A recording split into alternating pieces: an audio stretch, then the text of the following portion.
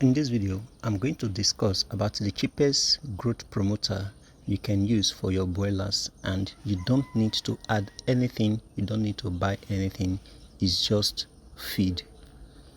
I'm also going to give a very important tips of how this growth promoter work. It's very cost effective. I will explain how to prepare it. I will explain the steps that you need to follow and how to know if it's good at the end of the day for your broilers or it is bad.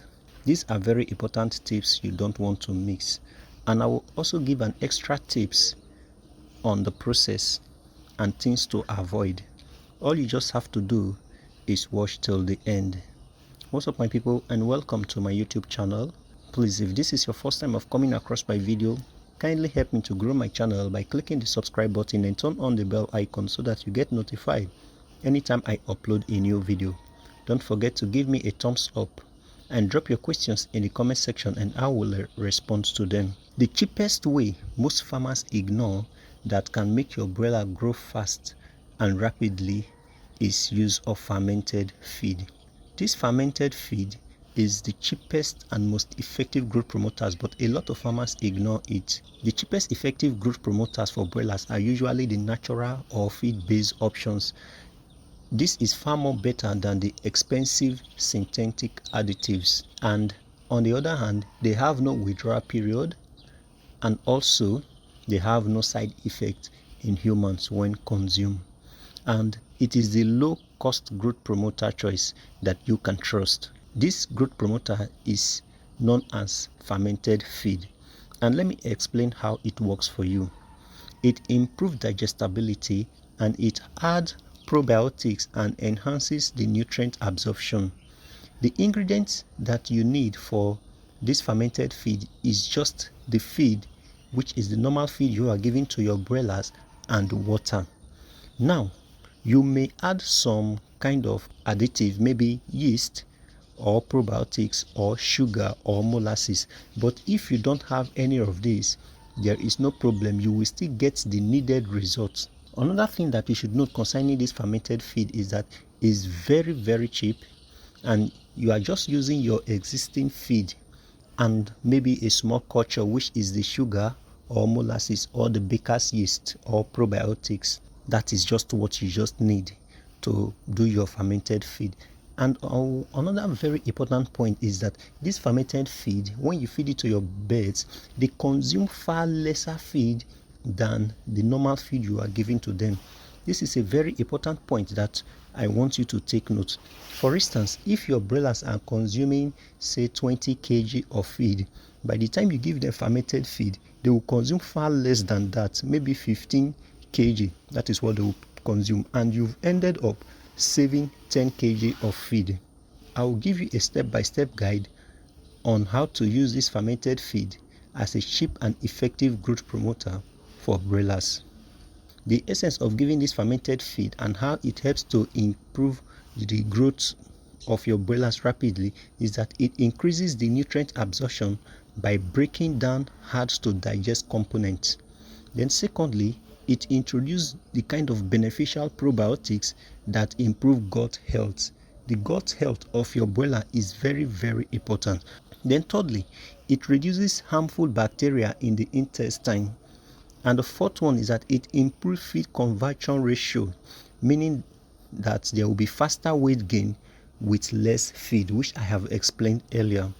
So now, how do we prepare the fermented feed? The ingredient that you need is just your regular broiler feed. This could be starter, grower or finisher, whichever. Then you don't need to change feed because the feed you are using can be used for this fermentation. Then you also need clean water, and you also need a container that you will use to process the feed fermentation. Then a third thing that you need, which this is optional, so you can choose to use it or not. For instance, you can add a small culture, maybe sugar or baker's yeast or molasses. The essence of all this is to speed up the culture, the fermentation process.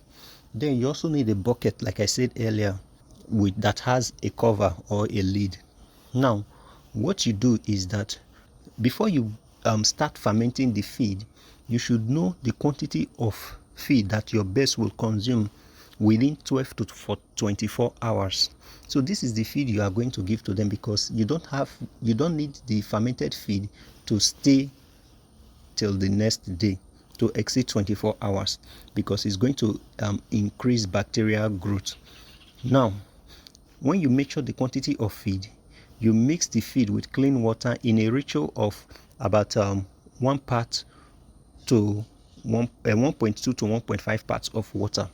Now when you put the feed inside the water, you now add your water, you stir, make sure that the feed soaked the water.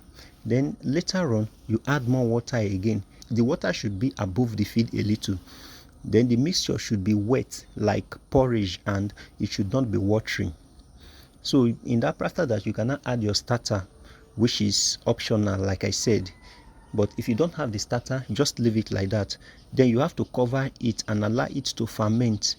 You cover the container loosely to get so that there will be a little gas escape, and leave it at room temperature for 24 to 48 hours. At interval, you can be stirring it 1 to 2 times a day so that it will prevent spoilage.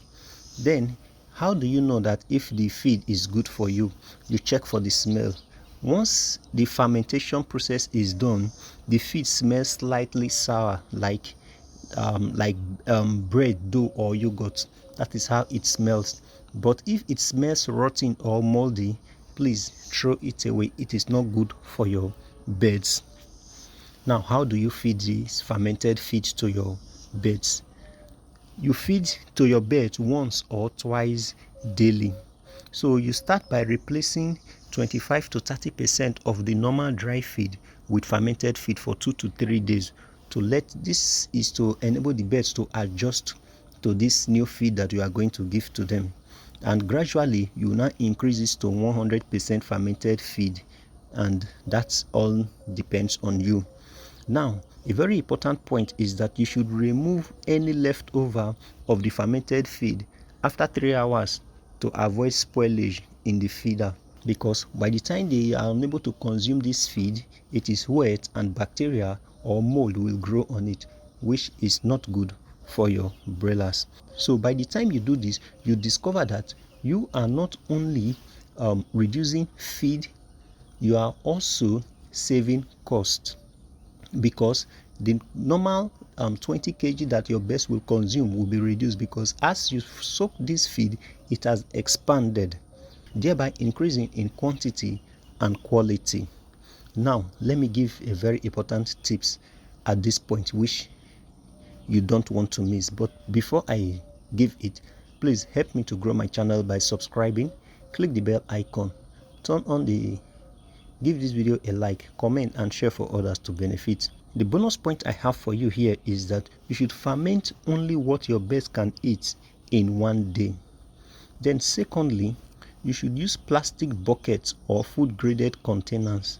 On no account should you use metal, because the fermentation acid can corrode this metal, so it is not ideal to use metal buckets.